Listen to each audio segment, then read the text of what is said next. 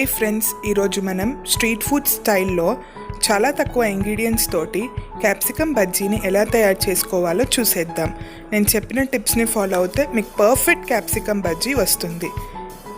Let's get started. ముందుగా మనం ఈ రెసిపీ కోసం 3 క్యాప్సికమ్లను తీసుకుంటున్నాం. చూపించిన విధంగా ఈ క్యాప్సికమ్లను కట్ చేసుకోవాలి.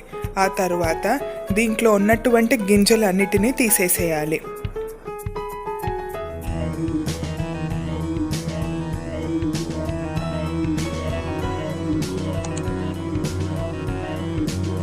చూశారు కదండి, ఈ విధంగా మనం క్యాప్సికమ్కు ఉన్నటువంటి గింజలన్నిటినీ తీసేయాలి. ఆ తర్వాత ఒక బౌల్ని తీసుకోవాలి, దానిపైన జల్లెడని పెట్టాలి.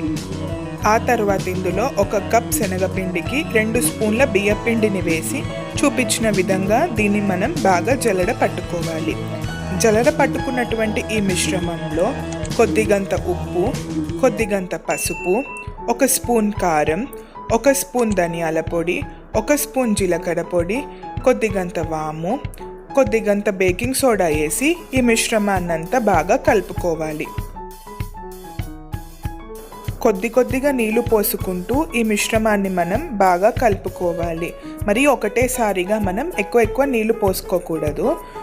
కొద్దిగా నీళ్లు పోసుకుంటూ మనం దీన్ని కలుపుకోవాలి. ఎటువంటి ఉండలు లేకుండా మనం కలుపుకోవాలి.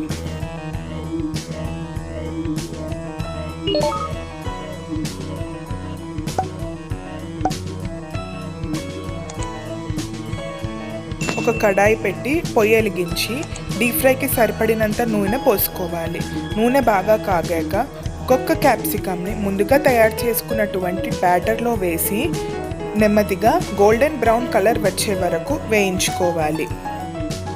ఈ బజ్జీలన్నిటినీ సిమ్ మంటలో వేయించుకోవాలి.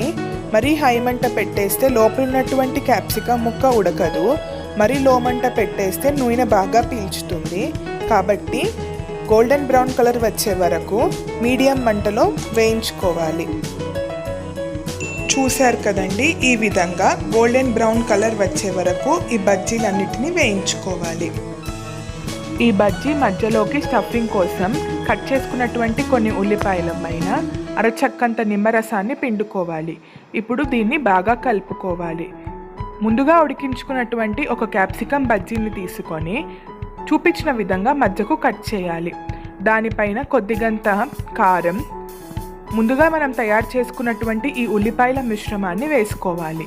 దానిపైన ఉడికించుకున్నటువంటి పల్లీలు, కొద్దిగంత కొత్తిమీర, కొద్దిగంత చాట్ మసాలా వేసుకోండి. అంతేనండి, ఎంతో ఈజీగా స్ట్రీట్ ఫుడ్ స్టైల్లో చాలా తక్కువ ఇంగ్రీడియంట్స్ తోటి మనకు నచ్చే విధంగా క్యాప్సికమ్ బజ్జీ రెడీ అయిపోయింది. మీరు కూడా ఈ రెసిపీని ట్రై చేసి ఎలా వచ్చిందో నాకు కామెంట్ సెక్షన్లో తెలుపగలరు. మీరు కనుక నా ఛానల్ని మొదటిసారి చూస్తున్నట్టయితే లైక్ చేసి షేర్ చేయండి. సబ్స్క్రైబ్ చేసి పక్కనే ఉన్నటువంటి బెల్ ఐకాన్ని హిట్ చేయండి. Thank you for watching.